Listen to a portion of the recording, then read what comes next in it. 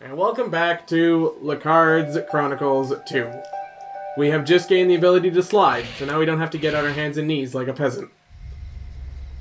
Nope. Instead, we're going to give ourselves third-degree burns every time. It doesn't count as kneeling if you touch your butt to the floor first. Yeah, and on top of that, you know, it's good, holy mortification of the butt. Cheeks down, legs out. Speaking of holy powers, we now have access to level 2 devil magic. And a mace.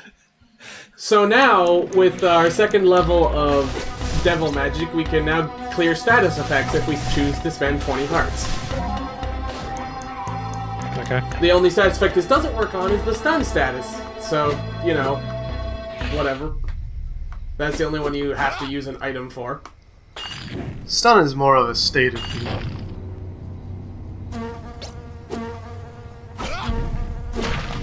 Have we encountered anything that will actually stun us yet?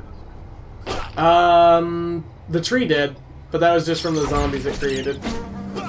There's never really a situation where you desperately really need your item crashes, and there's not really a time where, like, you're going to be fighting an enemy where they won't be available and you'll really want them. Oh boy, this looks riveting. Yeah! I think it's interesting, though, that we actually have different kinds of spikes in the game, because they actually all do different amounts of damage. That is interesting.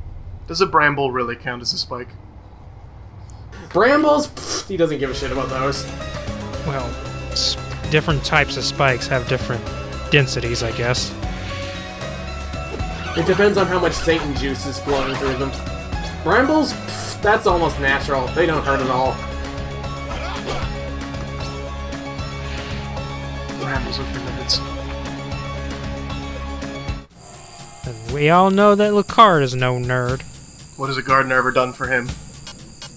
Now see, we could buy the map, but this area is so flat and level that we actually don't need it.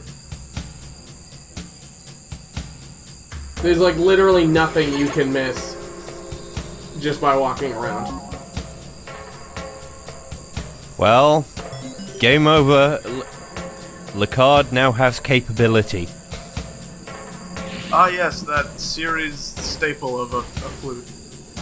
Well, yeah, I'm gonna need to go find a cliff to play this next to. I remember that episode of Star Trek when Lecarde had his flute. I hate coming back to the well for that joke, but I had to. You know, actually, now that I think about it, was there ever an episode in Star Trek where they had to, like, fight Dracula? Or, like, space Dracula?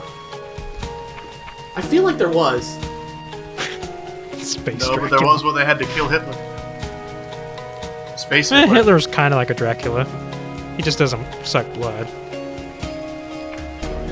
Oh, he totally does. In Star Trek. Space Trek.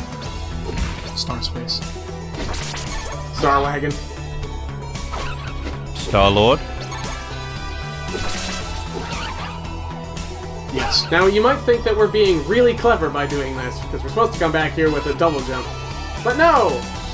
They have anticipated this, and will prevent you from getting the fun thing before they want you to. Well, gosh darn. God damn, I mean...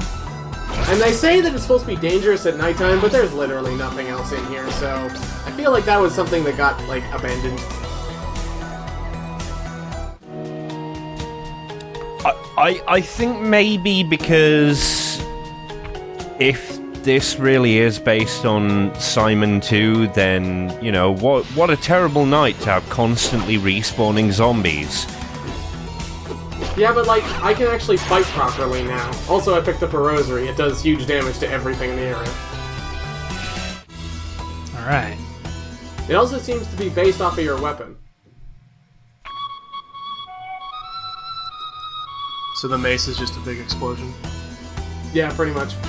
You didn't even play that flute. He summoned a guy. The speed of the dead man has slackened not. The Boatman also has voice acting in this game. Look, guy, I just want to get a ride. Please don't talk to me about your religion. He also insults you every time you get in his boat. He knows what's up. He knows we can't swim. Those are some really weird looking flops. Yeah, they're supposed to like be animated and move around a bunch, but in this one they just sit in place. Yeah, I was just gonna say, they normally aren't they a lot swingier? Normally.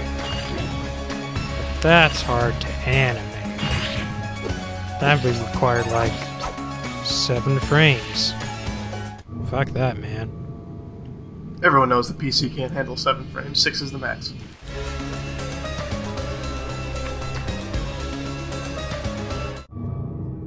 So this is the beginning of the mine, and it has a bunch of new enemies in it, most of which aren't quite thought through properly, like these hands. They don't move until you get within a certain radius of them. That radius is not really sensible. Oh, they're trying to grope you. Why do the hands have a death rattle? Because they're evil hands. And the thing is, the hands are small enough and basically just home in on you, and it makes hitting them really hard. Where does the noise come from when they die, though? The wrist. I guess that's just a sound that it makes when you dissolve into nothingness. Yeah, man, haven't you ever heard a hand before? It's disgusting. Not recently. Ah, yes. An old friend. Oh boy, my favorite. Yeah, these... It's funny enough, the Medusa heads cannot actually inflict stone status on you. How merciful. Can the white dragons, though? They've been de-aged or something. No, they can't. They just do a whole lot of damage for this point in the game. Dang it. It's good to know that these miners were digging up dragon bones, though, before they all probably got murdered. Is this something you're supposed to be doing, or are you trying to sequence break? You can, it's just the platforming for this bit's actually really annoying. Shit. It's nice, but you don't actually require it. However, this next area does actually have something we want. Is it the cross? I hope it's the cross. No, it's the Virgin Mary. Damn it. It's just a statue.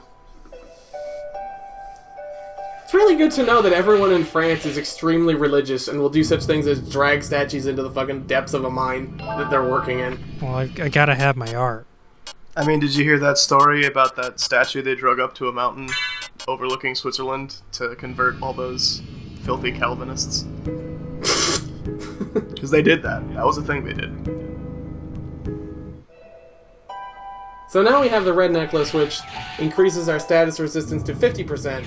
So it's still a luck of the draw. The odds are just slightly better, and you know.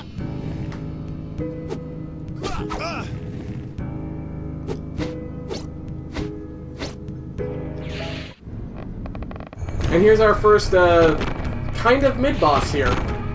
Boulders? We've been trapped in a room full of boulders. Oh no. Okay. And a torture reel. They're very clearly gears. So you have to destroy all 3 gears, except the thing is, due to how this is set up, you can actually do this wrong and make this a lot harder on yourself if you destroy the center gear first. What was that? Because the gears actually count as solid objects and will block the rocks, but if you destroy them, then the rocks will just keep going, and there will actually be no safe spots left. Oh. Okay, fair.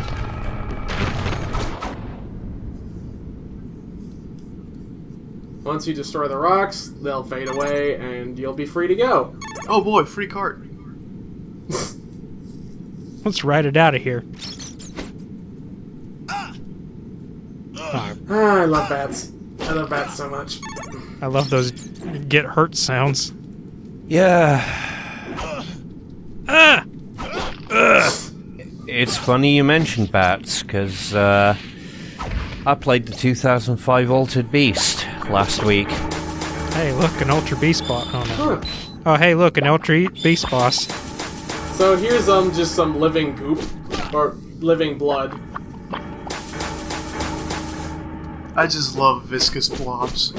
Oh yeah, viscous blobs are the best. Yeah. They can actually drop defense upgrades, but it's so rare that there's no point to getting it. Fair enough.